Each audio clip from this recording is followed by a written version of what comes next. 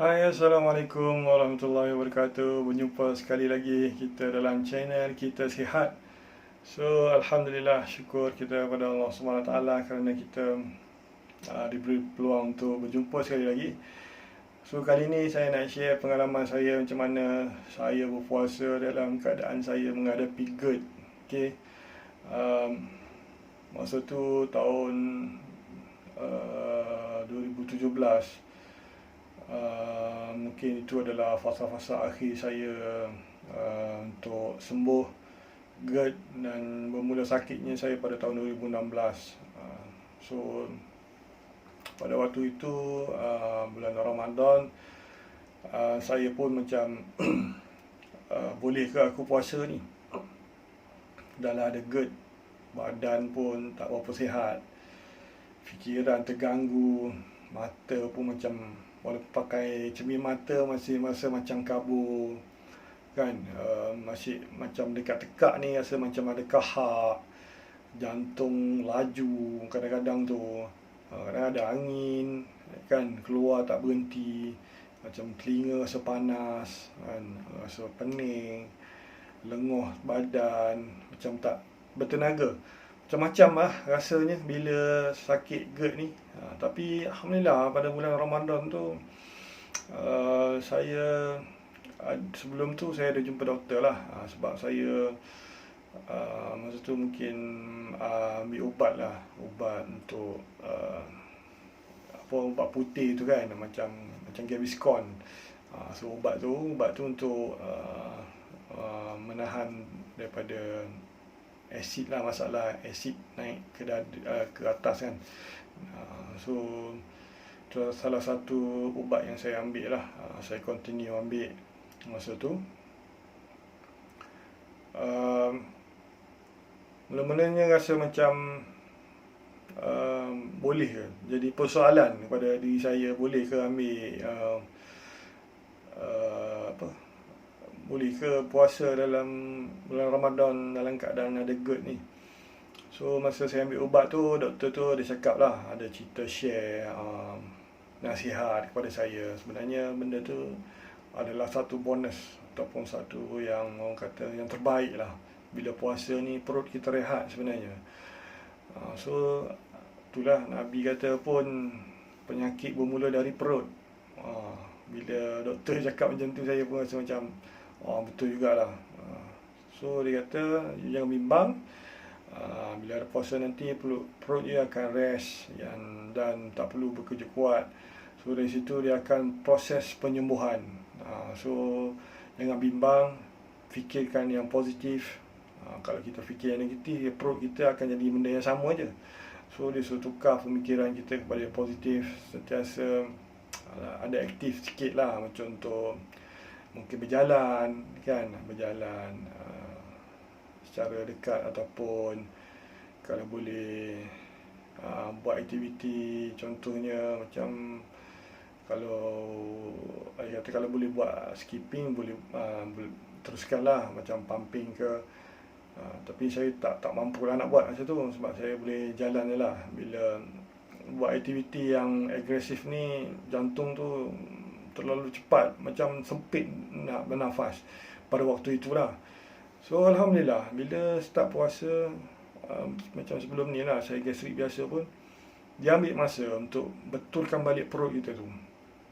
Okay, bila saya ada GERD dan puasa pada bulan puasa, saya rasa macam rasa sakit sikit lah, sakit, tapi tahan lah. Kena tahan, sebab kita nak puasa, kita nak buat salah satu amalan yang baik sekali di bulan Ramadan ni, pahala dia besar. Dalam keadaan sakit tapi tahan, Alhamdulillah semua tu berakhir. Mungkin 3-4 hari macam tu dia dah normal balik. So saya dah selesa untuk puasa. Time tu lah kita jaga makan, makan cara yang betul. So Alhamdulillah, isteri saya support saya, sediakan makanan yang sihat. Alhamdulillah, mudah-mudahan isteri saya dapat pahala yang sangat banyak lah. InsyaAllah saya doakan. Anak-anak saya selalu, yalah, dia kadang datang picit-picit kita kan. So sangat membantu. Semoga mereka semua dalam rahmat Allah SWT lah, insyaAllah. So begitu jugalah dengan anda, kalau isteri ataupun suami yang sakit, saling sokong menyokong. Okey, janganlah kita rasa macam ni buat-buat je. Tak, memang GERD ni kita mula-mula tak boleh kesan pun sakit GERD ke tak, sebab dia datang tiba-tiba. Okey, sokongan yang kuat daripada isteri, anak ataupun suami sangat penting. Sebab kita nak sembuh ni, kita perlu ada sokongan. Bila ada sokongan, kita mula berfikiran yang positif. Jadi kalau kita tak ada sokongan, kita mula negatif dan kita fikir yang macam-macam dan bukan-bukan, menyebabkan kita rasa macam dah stres, kecewa. Benda-benda macam tu buatkan anxiety, buatkan perut tu tak selesa dan makin teruk, dan macam tiada harapan, menyebabkan benda-benda lain macam fikiran kita terganggu dan membuatkan kita tak selesa, dan kita sentiasa macam nak marah, macam rasa macam tak dihargai. So ini sangat penting, support daripada keluarga kita untuk kita sembuh, right? So saya pun macam anda juga, kalau sakit sudah semestinya pergi hospital, minta nasihat doktor. So itu normal kan. Saya bulan puasa tu rasa macam Masya Allah, saya sungguh hebat lah. Rasa macam ada satu perubahan ataupun proses pemulihan yang sangat baik, proses yang berlancar, dan memang betul lah kita digalakkan untuk berpuasa macam Isnin Khamis ataupun sebulan 3 kali, supaya kita perut kita rehat sebenarnya.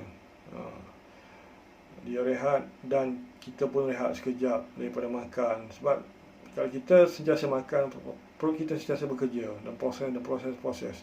Kalau kita makan dan tidur, perut tak sempat nak proses, itu menyebabkan yang benda-benda macam tu, sakit ni akan berlaku. Tak kira lah sakit apa, tapi dia bermula dari perut. So saya nasihatkan kepada anda supaya ubah cara makan, cara minum, cara tidur, cara pemilihan makanan, supaya anda tak terkena penyakit GERD ni. Sebab penyakit GERD ni adalah salah penyakit yang memang memberi satu impak yang tak bagus lah kepada badan. Ia memberi kesan kepada pekerjaan kita, keluarga kita. So kita nak handle ni perlu ada sokongan yang kuat daripada keluarga. Kalau kita sekadar untuk diri sendiri memang agak sukar, boleh, tapi sukar, ambil masa yang lama. Okay? So jangan bimbang kalau anda GERD, anda boleh puasa seperti biasa.